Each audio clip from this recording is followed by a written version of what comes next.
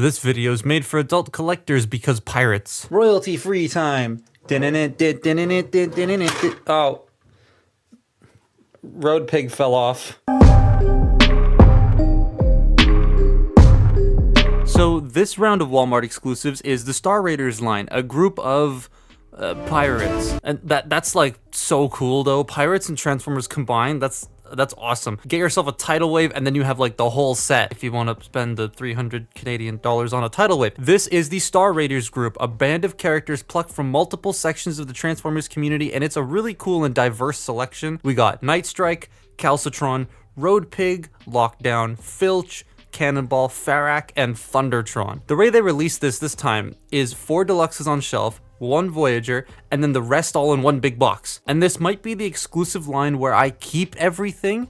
I didn't buy much of G2 even though I liked a lot of it, and I didn't keep half of the Velocitron line. This though, I want to keep them all. Their oddballness makes them fit pretty well together, and I just dig that. And seeing all of Mark's behind the scenes on this line and all the different story things they want to convey through toy, not to mention Aaron Archer's original plans for Thundertron he talked about on his podcast, and Thundertron and his crew from the books, it's another thing that's helping me keep all of these after this video's done. I'm skipping most of their articulation and transformations because I've done videos on all the molds before, other than Road Pig, because I haven't talked about this mold yet. So the first figure I got from this line was Filch. I found her in a store, and there are more at my stores, so she does exist. Like, here's a picture of a Walmart close by, and there she is on the shelf right there. So she's everywhere here. Surprisingly, she was the one to sell out consistently, but she's like the best use of the Airazor mold. The detachable wings that mount on the arms and the new colors work so well, and her articulation, because it's the Airazor mold, is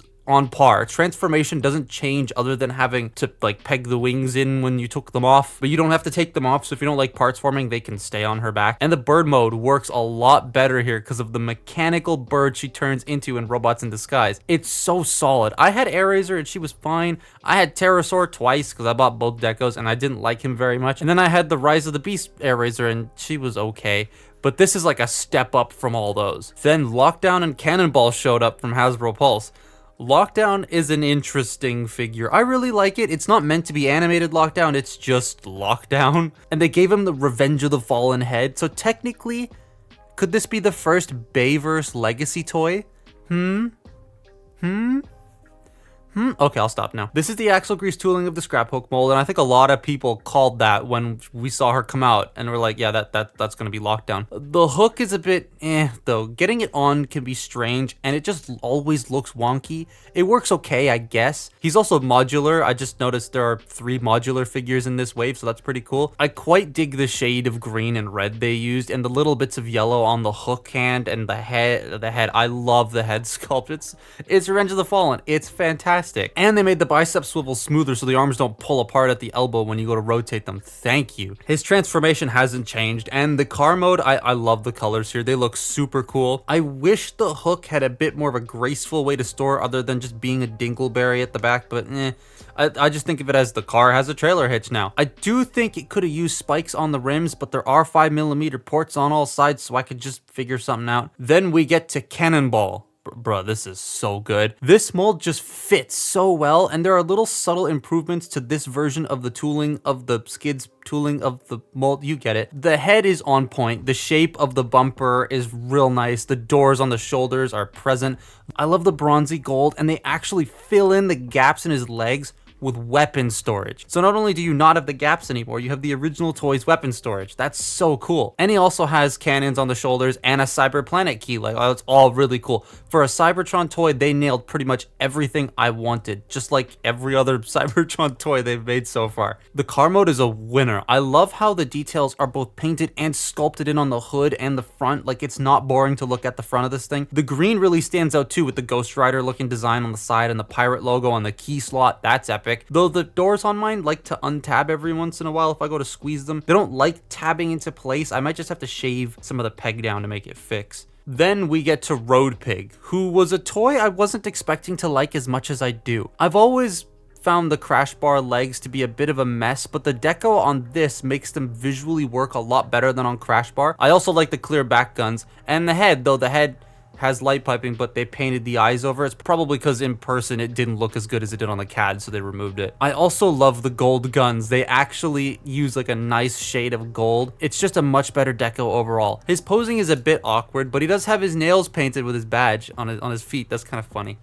So Crash Bar is, well, this is not Crash Bar, this is Crash Bar. Road Pig's articulation is okay, not the greatest. So the head is on a ball joint, so you can, wiggle waggle left and right. You look up, but then once you start looking up, the plate moves. Doesn't really clip in as securely as I'd like it to. Shoulders can do a full 360, they can go in and out, bicep rotation, single elbow that goes all the way. You have wrist rotation, the arms can also come off because he's modular. You have a waist joint, which is very stiff on this. Hips can go forward, back, in and out. Thigh rotation, because they are 5mm pegs. Knees, both knees can only really bend like 45 degrees. Then you can move the wheels to get more, but then like it can sometimes move the feet out of the way, or like you have this massive thing sticking out of the back now. It can look a bit visually strange. He can do 90 degrees, it's just, it starts looking weird. And then this foot, the toe can move down and up, and he has a little bit of pivot. This foot cannot go back, but it can go forward, and he has a full range of ankle tilt. So you have that. He's fine, just a bit awkward when it comes to his posing. I like this so much more than Crash Bar. Like, it elevates that pretty neat mold to even higher for me. Motorcycle time. So to start with, we're going to take the weapons off the back, because I'm going to take those off and put them off to the side. Stay. All right, what do? We push the head in, rotate the fists, and then fold the elbows up, and then bring these back, and they will peg in to the back of the figure. Because these are painted shoulders, sometimes they don't like fitting. They're also playing hell on my autofocus. So now we're going to bring this wheel down and bring this wheel down. You're going to fold out the handlebars, flip the front of the bike forward, and then we are going to rotate the waist this way. Then this section is going to collapse and peg into the elbows. This can be a bit annoying to line up on both this figure and on Crash Bar. There we go. We got it. Yep. Hey, we did it. And then just bring all that out. And then this side you're going to compress as well and just sort of have it sit there. And then you bring the wheel down. Now we're going to take the guns, and the guns are going to peg in to here to hold everything in place, which I think is neat. I like this. I like how they're like, oh, here it is, it's stable, but if you want it more stable, plug the guns in. Then you take these, and these will peg into the hands and then slide into little, oops, wrong side. Peg into the hands and then slide into little slots. Boom, boom. Motorcycle. I love how G2 this is. The black deco rocks here, being way more on display than in the robot mode, and the clear exhausts and the gold trim just works so well. And it stands pretty well for a bike former, with his kickstand being the entire exhaust. Oh, and I forgot to mention his back wheel comes off and can become a throwing star of sorts. Now, the last deluxe actually comes packed with Thundertron. I think that's so that they could sell the rock guy. Thundertron is a massive 82 Canadian dollar 3-pack that comes with an entire Voyager, deluxe, and a Micromaster, and it's pretty good. But the deluxe he comes with, yeah, this is my favorite deco of the mold. I have the others, and as they've come out, I've liked them more and more. The blue and other more lighter blue, whatever, works so well with the gradient they put on. The head is also super cool, and it's tied for my favorite with Nucleus's head. And just like Lockdown and Road Pig, he's modular.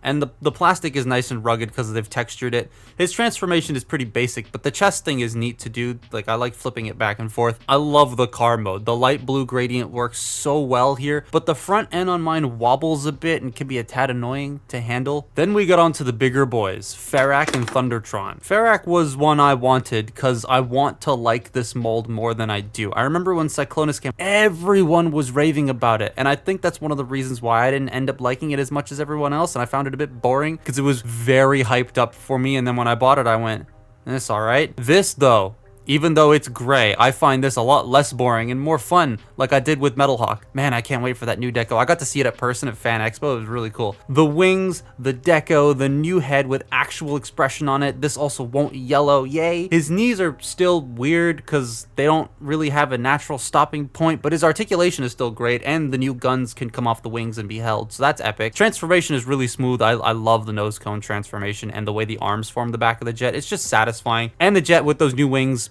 reminds me of a Star Wars ship. It's just a large jet, and it's great.